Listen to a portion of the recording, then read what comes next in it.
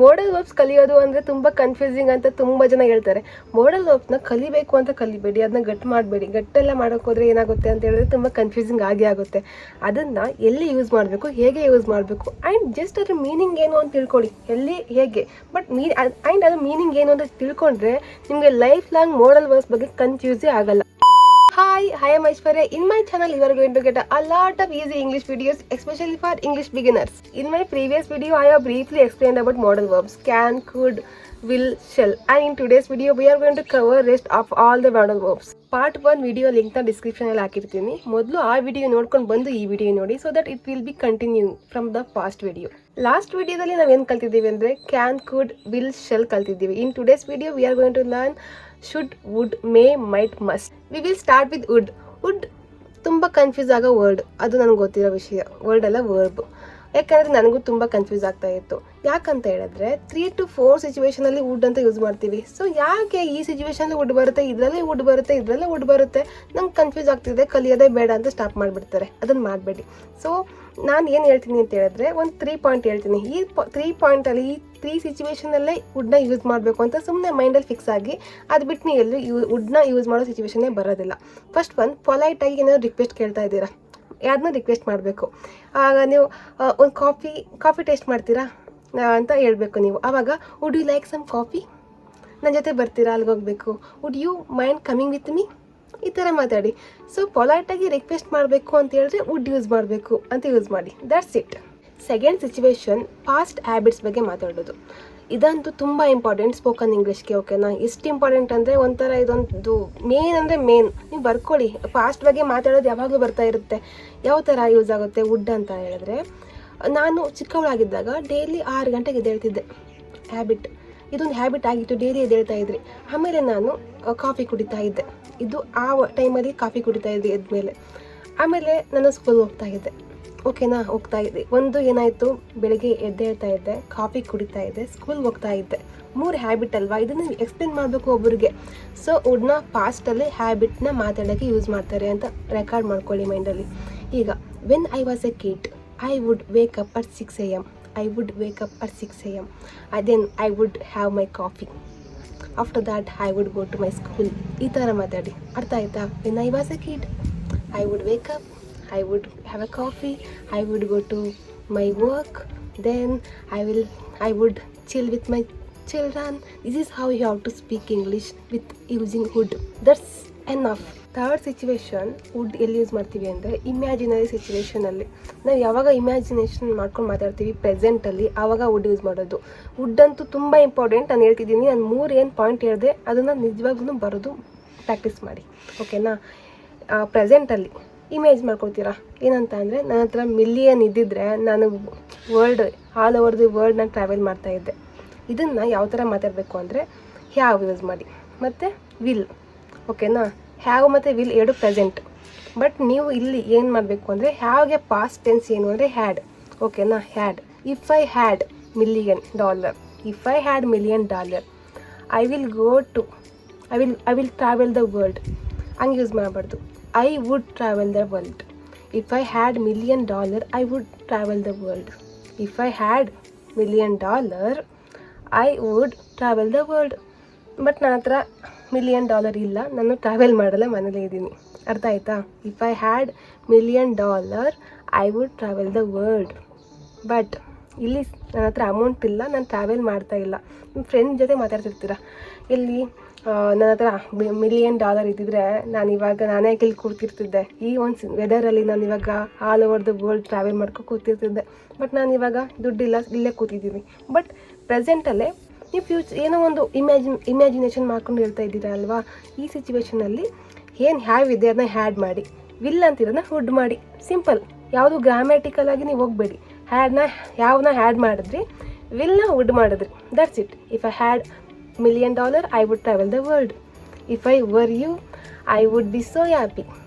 ನಾನು ನೀನಾಗಿದ್ದರೆ ನಾನು ತುಂಬ ಖುಷಿ ಪಡ್ತಾ ಇದ್ದೆ. This is how you have to speak. This is how you have to use would in present situation while you were making imagination. Understand? Next one ಶುಡ್ನ ನಾವು ಯಾವಾಗ ಯೂಸ್ ಮಾಡ್ತೀವಿ ಅಂತ ಹೇಳಿದ್ರೆ, ಒಬ್ರಿಗೆ ಅಡ್ವೈಸ್ ಕೊಡಬೇಕು ಅಂತ ಹೇಳಿದ್ರೆ. ಫಾರ್ ಎಕ್ಸಾಂಪಲ್, ನೀವು ಪೇರೆಂಟ್ ಆಗಿರ್ತೀರ, ನಿಮ್ಮ ಮನೇಲಿ ಮಕ್ಕಳು ಇರ್ತಾರೆ, ಅವ್ರಿಗೆ ಹೇಳಬೇಕು, ಬಾ ಬೇಗ ಟೈಮ್ ಆಗಿದೆ ಓದು.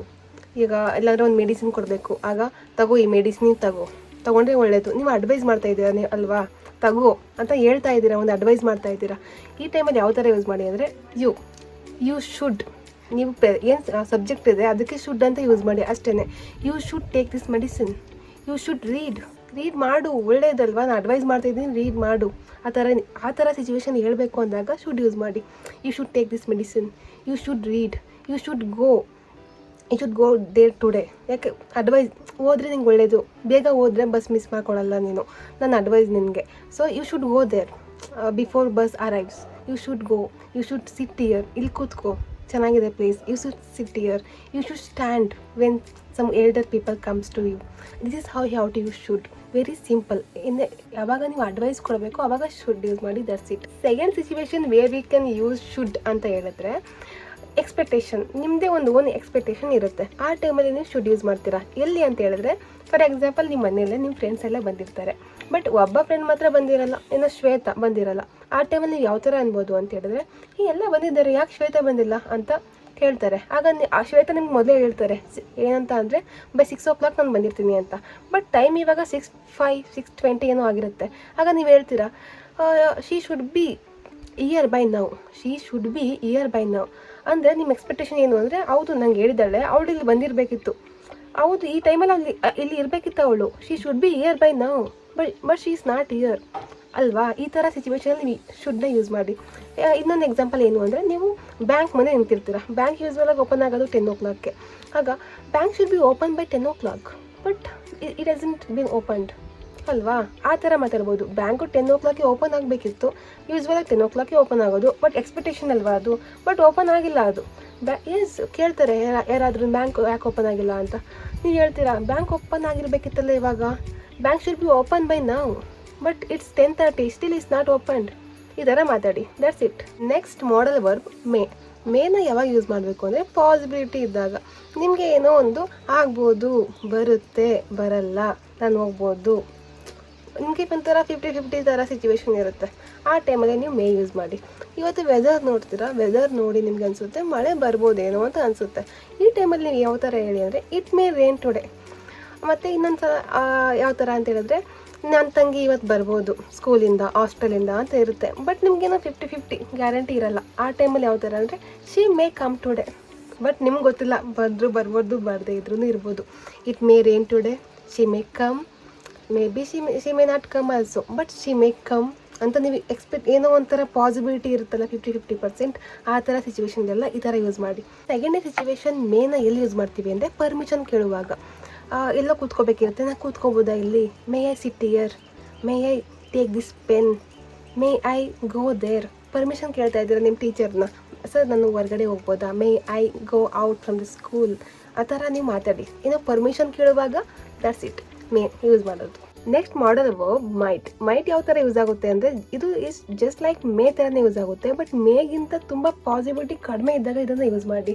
ಇಟ್ ಮೇ ರೇನ್ ಟುಡೇ ಅಂತ ನೀವು ಹೇಳ್ತೀರಾ, ಅದು ಪಾಸಿಬಿಲಿಟಿ ಸ್ವಲ್ಪ 60-70% ಇರುತ್ತೆ, ಬಟ್ ಇನ್ನೂ ಡೌಟ್ ಇರುತ್ತೆ ನಿಮಗೆ, 20-30% ಪಾಸಿಬಿಲಿಟಿ ಇರುತ್ತೆ. ಆವಾಗ ನೀವು it might rain today, it might rain tomorrow, but I am not sure, I don't know, it might rain tomorrow. ಆ ಥರ ಸಿಚುವೇಷನಲ್ಲಿ ಮೈಟ್ನ ಯೂಸ್ ಮಾಡಿ. ನೆಕ್ಸ್ಟ್ ಮಾಡಲ್ ವರ್ಬ್ ಇದೆ, ಲಾಸ್ಟ್ ಮಾಡಲ್ ವರ್ಬ್ ಮಸ್ಟ್ನ ನಾವು ಎಲ್ಲಿ ಯೂಸ್ ಮಾಡ್ತೀವಿ ಅಂತ ಹೇಳಿದ್ರೆ, ನೆಸೆಸಿಟಿ ಇದ್ದಾಗ. ಓಕೆನಾ, ಯಾವುದೋ ಒಂದು ಪ್ರಾಜೆಕ್ಟ್ ಇರುತ್ತೆ, ಇವತ್ತೇ ಅದನ್ನು ಮುಗಿಸ್ಬೇಕು. ನಿಮ್ಮ ಫ್ರೆಂಡ್ ನೀವು ಹೇಳ್ತಾ ಇದ್ದೀರಾ, ಈ ಪ್ರಾಜೆಕ್ಟ್ನ ನಾನು ಮುಗಿಸ್ಬೇಕು ಇವತ್ತು ಅಂತ. I must finish this project today itself. I must ಅಂದರೆ ನೆಸೆಸಿಟಿ ಇದೆ, ನೀವು ಫಿನಿಶ್ ಮಾಡಲೇಬೇಕು. I must finish this project today.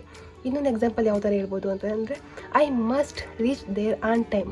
ಇಲ್ಲಾಂದರೆ ನನಗೆ ಟ್ರೈನ್ ಮಿಸ್ ಆಗುತ್ತೆ, ಟ್ರೈನ್ ಏನಾದರೂ ಮಿಸ್ ಆಗ್ಬೋದು, ನಂಗೆ ನೆಸೆಸಿಟಿ ಇದೆ, ಇಲ್ಲ ಅಂದರೆ ನಂಗೆ ಟ್ರೈನ್ ಮಿಸ್ ಆಗುತ್ತೆ. ಸೆಕೆಂಡ್ ಸಿಚುವೇಶನ್ ಮಸ್ಟ್ ಎಲ್ಲಿ ಯೂಸ್ ಆಗುತ್ತೆ ಅಂದರೆ, ಸ್ಟ್ರಾಂಗ್ ಅಡ್ವೈಸ್ ಕೊಡುವಾಗ. ಸ್ಟ್ರಾಂಗ್ ಅಡ್ವೈಸ್ ಕೊಡ್ತಾ ಇರ್ತೀರಾ, ಮೀನ್ಸ್ ಯಾವುದೋ ಒಂದು ಗುಡ್ ಮೂವಿ ನೋಡ್ತೀರಾ, ನಿಮ್ಮ ಫ್ರೆಂಡ್ಗೆ ಅದನ್ನ ರೆಕಮೆಂಡ್ ಮಾಡಬೇಕು. ಆ ಟೈಮಲ್ಲಿ ನೀವು ಯಾವ ಥರ ಹೇಳ್ಬೇಕು ಮಸ್ಟ್ ಯೂಸ್ ಮಾಡಿಕೊಂಡು ಅಂತ ಹೇಳಿದ್ರೆ, you must watch this movie just awesome. So you must ನೋಡು, ಅಡ್ವೈಸ್ ಸ್ಟ್ರಾಂಗಾಗಿ ಹೇಳ್ತಿದ್ದೀರಾ, ನೋಡಲೇಬೇಕು ನೀನು, ಅಷ್ಟು ಚೆನ್ನಾಗಿದೆ ಮೂವಿ ಅಂತ. ಇನ್ನೊಂದು ಯಾವ ಥರ ಅಂತ ಹೇಳಿದ್ರೆ, ಯಾವುದೋ ಒಂದು ಗುಡ್ ಪ್ಲೇಸ್ಗೆ ಹೋಗಿರ್ತೀರಾ, ನಿಮ್ಮ ಫ್ರೆಂಡ್ಗೆ ಹೇಳಬೇಕು, you must visit this place. ಹೆಂಗಿದೆ ಗೊತ್ತಾ ಪ್ಲೇಸ್, ಅಷ್ಟು ಸಖತ್ತಾಗಿದೆ, you must visit this place. ಇದು strong advice, that's it. Third situation must ಎಲ್ಲಿ ಯೂಸ್ ಆಗುತ್ತೆ ಅಂದರೆ ಲಾಜಿಕಲ್ ಆಗಿ ಮಾತಾಡುವಾಗ. ಏನೋ ಒಂದು ಪೆನ್ ಬಿದ್ದಿರುತ್ತೆ, ನೀವು ಥಿಂಕ್ ಮಾಡ್ತೀರಾಗ ಏನು ಲಾಜಿಕಾಗಿ ಹೇಳ್ತೀರಾ ಈ ಪೆನ್ ಯಾರ್ದಿರ್ಬೋದು ಅಂತ. ಆಗ it must be our pen, it must be ಅವಳದೇ ಪೆನ್ ಆಗಿರುತ್ತೆ. ನಾನು ನೋಡಿದ್ದೆ ಈ ಥರ ಪೆನ್ನು, ಇದು ಅವಳದೇ ಪೆನ್ ಆಗಿರುತ್ತೆ. ಒಂದು ಮೊಬೈಲ್ ಇರುತ್ತೆ, it must be his mobile.